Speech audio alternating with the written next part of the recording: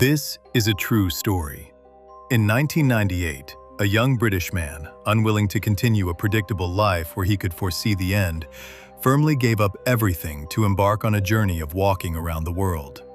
Along the way, he overcame countless high mountains, dense forests, and desolate deserts, continuing this trek for 28 years. When he set off, mobile phones were not yet popular. Today, artificial intelligence is everywhere in human life, yet he is still on the road. His name is Carl Bushby. Born in 1969 in Hull, Yorkshire, England, Carl suffered from severe dyslexia since childhood, making it impossible for him to concentrate on listening to others. In school, he could not remember even the most basic vocabulary, causing teachers to dislike him and classmates to mock him. As a result, his personality became extremely isolated. He barely passed into middle school, but the coursework became increasingly difficult, and he ultimately dropped out at the age of 15 without a diploma. Carl had a dream of joining the military, inspired by his father, who was no ordinary soldier, but a member of the British Special Air Service, SAS, an elite special forces unit. Hearing his father's heroic military stories made Carl's blood boil, and he wanted to be just like him. While his father fully supported him, his mother initially refused, fearing his personality flaws would lead to him being bullied in the army. However, Carl was incredibly persistent. He never gave up despite failures, and eventually persuaded his mother to agree. At 16, he enlisted and applied for the British Army's elite parachute regiment. After failing the grueling selection process 4 times, he persevered and finally passed on his 5th attempt, earning the Honorable Green Beret.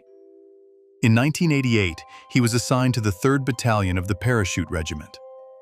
Carl had high expectations of going to the front lines to fight the Irish Republican Army, but due to a temporary ceasefire at the time, his daily duties consisted only of clearing obstacles, patrolling, and standing guard.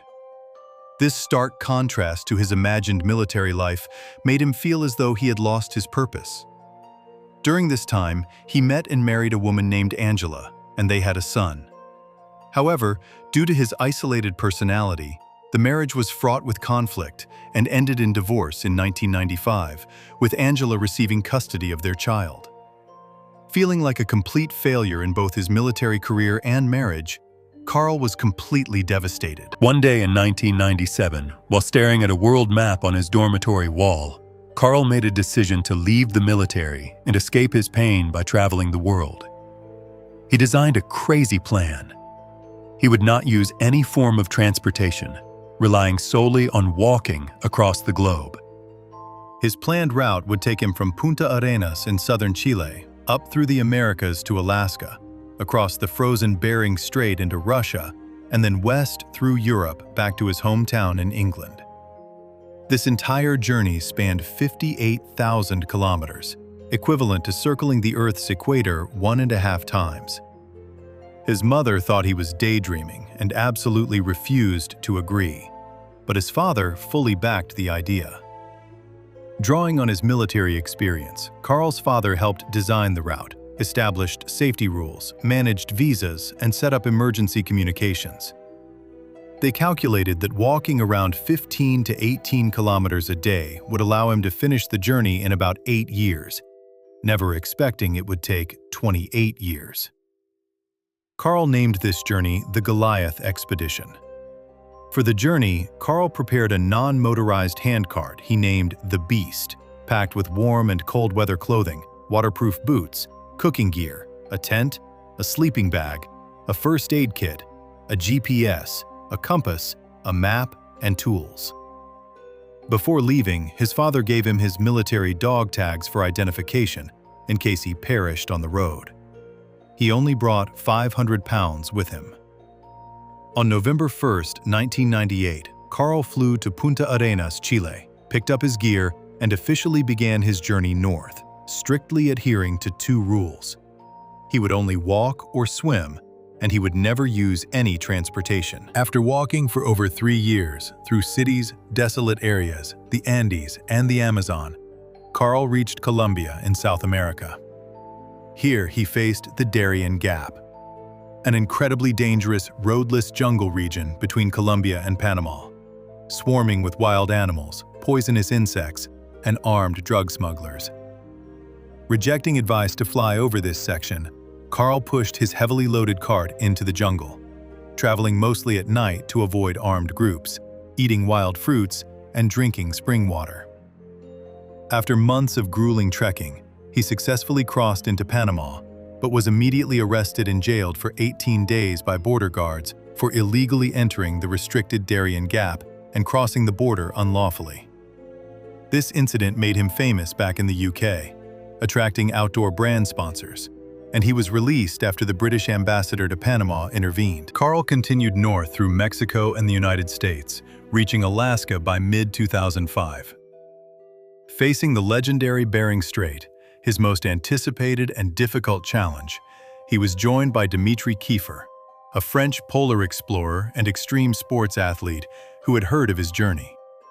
Dimitri warned Carl that doing it alone was a death sentence and offered to join him. Dimitri provided Carl with specialized polar training and advised him to upgrade his gear, including an extreme cold tent, spiked shoes, and ice axes, to survive temperatures that could drop to -40 degrees Celsius. In March 2006, they set out to cross the 85-kilometer strait. Navigating treacherous ice crevasses and slippery slopes where a single misstep into the freezing water meant instant death, they moved carefully and completed the crossing in 14 days.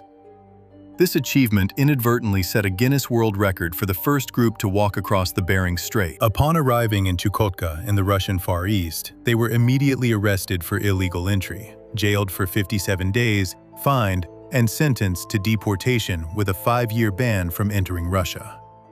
This would have meant the total failure of the expedition. Fortunately, the UK Deputy Prime Minister and Roman Abramovich, then governor of Chukotka and owner of Chelsea FC, intervened to cancel the deportation. However, Carl was only granted a visa allowing a 90-day stay within any 180-day period. Because of the muddy spring conditions in the Russian Far East and his refusal to use vehicles on his route, he could not make it out of the region within the 3-month limit. Consequently, he had to fly back to Alaska, wait out the remaining 90 days, and return to his exact stopping point the following year to resume walking. He repeated this cycle 6 times. Furthermore, the 2008 global financial crisis caused his sponsors to withdraw, forcing him to halt in Alaska for 2 years until a new sponsor emerged in 2010.